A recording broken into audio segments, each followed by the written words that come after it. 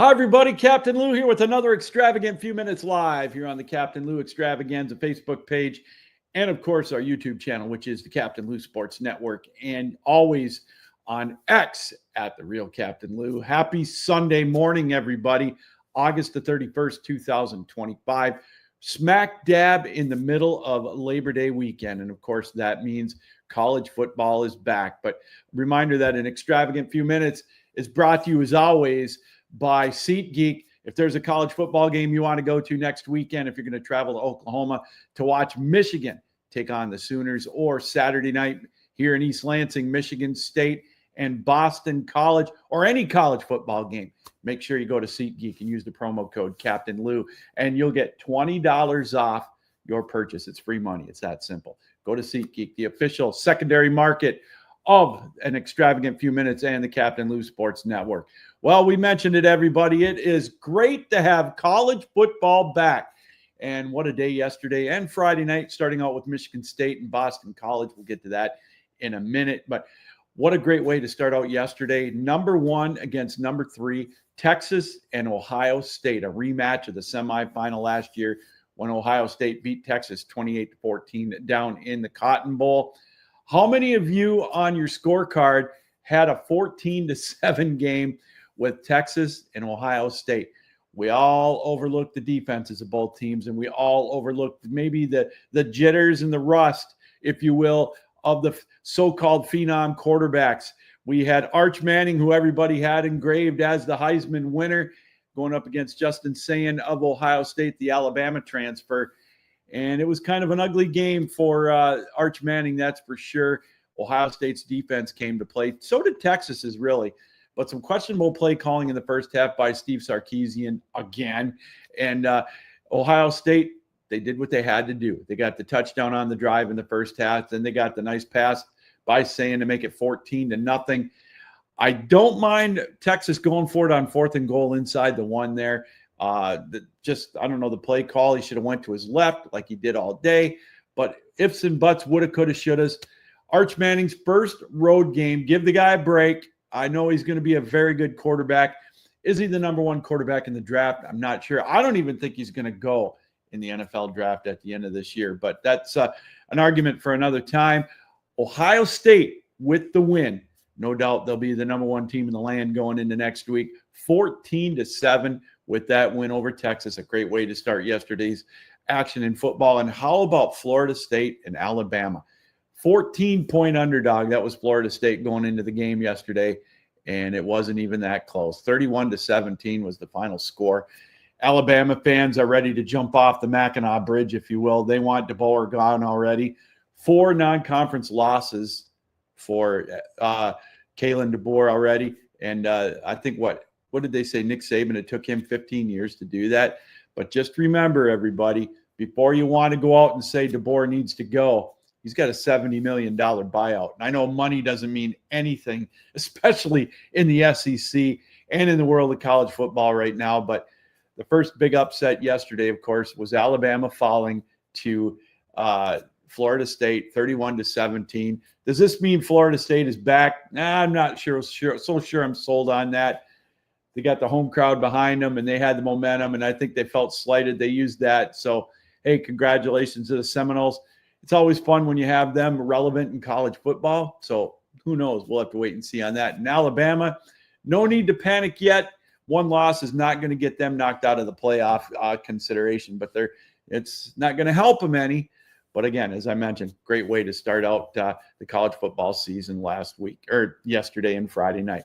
Speaking of Friday night and yesterday here in the state of Michigan, how about Michigan State opening up against Western Michigan? They looked pretty good in the first half against the Broncos, but it kind of looked like they sleptwalked through the second half of that one, winning at home 23-6 against the Broncos. I know Spartan fans here in East Lansing and the mid-Michigan area anyways, they're not happy with that result. I know they wanted them to put up 50 points, but what I liked about that game is they got a couple of weapons, I think, that, kind of made a good debut. I really liked the play of Justice Hayes, or I beg your pardon, wrong running back. How about Makari Frazier for Michigan State? 103 yards on 14 carries. I liked his play. That he could be a weapon for Michigan State. And how about Omari Kelly? He got 75 yards yesterday on 7 receptions. For most of it done in the first half. Took a little bit of heat off of Nick Marsh. I know he was double teamed quite often. Marsh got a touchdown, but another weapon for Aiden Childs. I thought he looked better. His decision making was a little bit better for Michigan State, but again, it was Western Michigan. With all due respect to my wife, she's a Western Michigan alum, and the rest of the Western Michigan fans, this wasn't really the big test. They've got a bigger test coming up next Saturday night at home against Boston College. So that's another stepping stone for Michigan State if they want to get back to relevance and maybe get to a bowl game this year. We'll keep an eye on that. As far as Michigan goes, last night they debuted Bryce Underwood against Nevada. He looked pretty good, but again, it's Nevada. We'll wait and see this coming Saturday night when they take on Oklahoma at Oklahoma. That's going to be a litmus test for the Wolverines and their fans. But again, Underwood looked pretty good. 251 yards on the ground, or through the air rather. Justice Hayes, 159 yards on the ground for Michigan. So Michigan's running game looking pretty solid. But again, it was just Nevada. And I know it was only 34-17, and a lot of Michigan fans, they wanted Michigan to put up 50. I think people were expecting that maybe. But again, opening game for a lot of these teams. So it's always hard to, it's always hard to get a litmus test on a lot of these teams throughout the opening day of college football. But it was a win nonetheless for Michigan, a win nonetheless for Michigan State. So it'll be interesting to see how that goes. Week 2 coming up. It's going to be a lot of fun. Michigan at Oklahoma. And the game day is going to be there for ESPN, by the way. And Michigan State's going to host Boston College on NBC. They get the national stage as well on Saturday night. So both teams are going to get the national stage again. So we'll see how they shine in the brighter lights. Again, although Michigan was on NBC, but I think this next one's going to be even brighter for Michigan against Oklahoma. We'll see how they measure up. And then after that, that's when Sharon Moore takes his 2-game absence. So we'll keep an eye on that. So a lot of fun there with college football. Tonight, we've got a couple of big games. Well, this afternoon, we got South Carolina against Virginia Tech. We'll talk a little bit about that in a moment with Presley's picks. And then the nightcap tonight, the Catholics and the Convicts. That's right. Throwback from years gone by, Notre Dame against Miami. That's going to be a very interesting matchup with C.J. Carr for Notre Dame getting his first start ever, going up against Carson Beck, the Georgia transfer out of the transfer portal. That's going to be a fun matchup tonight on ABC. Looking forward to catching some of that as well. So again, some fun action coming up tonight. And then tomorrow, of course, North Carolina with Bill Belichick making his coaching debut. They're going to take on TCU at home to wrap up Labor Day weekend. Want to talk a little bit about something else yesterday, instant replay. Now, I know you guys, I know you all know my stance on it. To me, I think I've never been a huge fan of instant replay. I know the referees' calls, it's all part of the game. Now, I understand the reasoning behind it, the logic behind it. You want to get the calls right. Well, there was a couple of them yesterday that just blew my mind. Now, again, maybe I'm showing a little bit of my Michigan homerism. I'm going to admit it up in front. I saw the highlights. That wasn't targeting. I'm sorry. He did not hit him he hit him in the chest. He hit him in the helmet with his chest. I mean, it was a hard hit. It did not warrant targeting. I'm sorry. It just didn't. And the more they look at it, they're reaching. But I think the most egregious one last night was the touchdown taken away from LSU on that pass from Nussmeier. The ball hit the ground, but the hand never left the ball underneath it. The ball wiggled ever so slightly. And I think it's getting out of hand with these replays. You can slow-mo any replay as much as you want to see something. And I just think it's getting out of hand. I mean, there's got to be a limit to how long you look at these reviews. And I just think those were two very egregious calls. Replay did not do its job last night. I'm sorry. And I just think, you can look at any play 15 times to find anything. It's just like you could call holding on every play on offense. And you could call interference on defense any play you want. I know there's a lot of money at stake with these games now, and everything is magnified with 15 different cameras on a play. But I just think replay has really gotten out of hand, and something's got to be done with it. It was horrible last night. So anyways, great games coming up tonight. We're going to talk about Presley's parlays.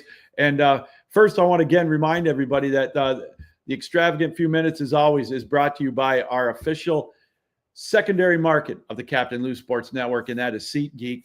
Go if you want. There's a ball game you want to go to. You want to go to the Tiger game in Kansas City this afternoon, or go to the Lions-Packer games. I know there's a few tickets left in Lambeau for that one, or the college football games coming up next week in week 2, including Michigan and Oklahoma, Michigan State hosting Boston College. Go to SeatGeek, use the promo code Captain Lou, and you get $20 off your purchase. It's that simple. It's free money. Why not? So go to SeatGeek, get your tickets. And again, the official secondary market of the Captain Lou Sports Network, that is SeatGeek. All right, before we get into Presley's parlays, want to take a quick look at Major League Baseball. The magic number for the Tigers still stands at 18. They lost yesterday. Flaherty didn't pitch too bad for the Tigers. The bullpen let them down. It's kind of been up and down, but the Tigers, their magic number is 18. The lead in the American League Central, again, now is back to 8.5 games over the Kansas City Royals, now 9.5 over the Cleveland Guardians. The rubber game of the 3-game set is coming up tonight for the Tigers and the Royals. And on the mound for the Tigers tonight, let's see if we can see. I guess I can't remember what the matchup is going to be for tonight on the mound, but this is a big game for the Tigers and the Royals. Tigers win tonight. Obviously, the magic number would be down to 16, but the lead would be back to 9.5 games. Then they come home and start a 3-game set with the New York Mets at Comerica Park. So let's take a quick look at the standings in Major League Baseball. The Toronto Blue Jays now with a 2-game lead over the Yankees. The Yanks have won 7 straight, trying to make a charge to get back on top of the American League East. The lead over Boston is now at 3.5 games. In the Central, we mentioned the Tigers with an 8.5 game lead over the Kansas City Royals, 9.5 over the Cleveland Guardians. And in the West, the lead for the Astros over the Mariners is now at 3. In the National League, the Phillies, their lead is now 6 games over the New York Mets. The Phillies have won 3 straight. The Mets have lost, or they lost last night, and the Marlins are 15 back. Just for the Marlin fans out there, why not, right? Milwaukee with a 6.5 game lead over the Chicago Cubs. Both teams have won a couple of straight, and the Reds now fading at 16.5 back. The Dodgers, their lead is down to 1 game. They've lost a couple of straight, 1 game over the Padres. It seems like the Padres get up there, they tie them, maybe get 1 game back, then they fall back. But, that's just the Dodgers are still going to win that division. All right, quick look at the wild card. Seattle, Boston, and the Yankees all comfortably there. The Royals now just 2 games back, though, of the Mariners, and the Cleveland Guardians are 3 back, and the Rangers are 2.5 back. In the National League, the Cubs, the Padres, and the Mets, they are comfortably on top in the wild card. The Mets have a 5-game lead over the Cincinnati Reds and 5.5 over the Diamondbacks for that wild card spot. So the baseball action heating up as we turn the page starting tomorrow to September. Labor Day, the 3rd quarter poll, if you will. So the Tigers, again, with an 8.5 game lead over the Kansas City Royals heading into this afternoon's game at Kansas City. All right, I know this is what you've been waiting for, so let's get to it. Presley's parlays. 2-1 this weekend so far, 3-1 on the season. We started out a little bit rough over last night or Friday night, thanks to Central Michigan. It would have been a clean sweep so far, but who would have thought Central Michigan would have went out to San Jose to win like they did? Congratulations to my Chippewas, 16-14 win over San Jose State. But yesterday we came back with a fervor with our 2 parlay wins, our teaser parlays, Texas, Kentucky, and Kent State on a 10-point parlay. That was for -120.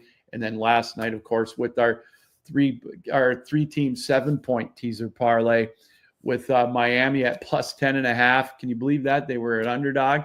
And we also had Arkansas Pine Bluff +61, and Utah, we got at +1.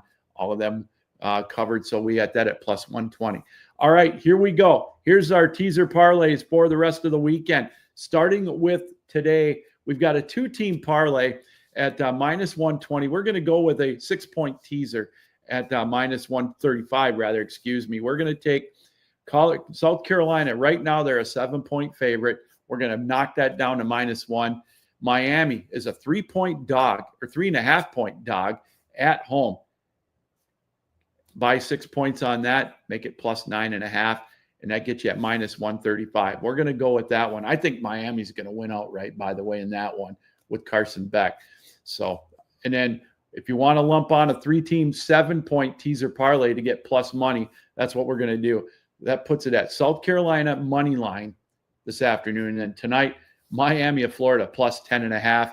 And then give the 7 points to North Carolina at home to put them at plus 10.5. You do that 3-team parlay, a teaser parlay at plus 120. So you're going to get positive money back. You put $10 down, you get $12 back on top of that. So those are my pizza pie and dog biscuit bets. I'm also going to put an extra pizza pie on Miami getting the points plus 3.5 tonight. I honestly think they're going to beat North Carolina, or I'm sorry, Notre Dame outright, but I'll take the points at minus 115. All right, there you go. That's an extravagant few minutes. Our teaser parlays are in. Enjoy the day, everybody. We want to thank you for welcoming us into your homes, on your computers, on your iPhones, laptops, however you watched us around the world here on the Captain Lou Sports Network. We're back with college football, baby. It is great to have it back. College football, indeed. Again, enjoy the day, everybody. Get out and enjoy the day, and then tonight watch some great football with the Catholics against the Convicts. And or you can watch the Tigers this afternoon and try to get the 2 out of 3 against the Royals.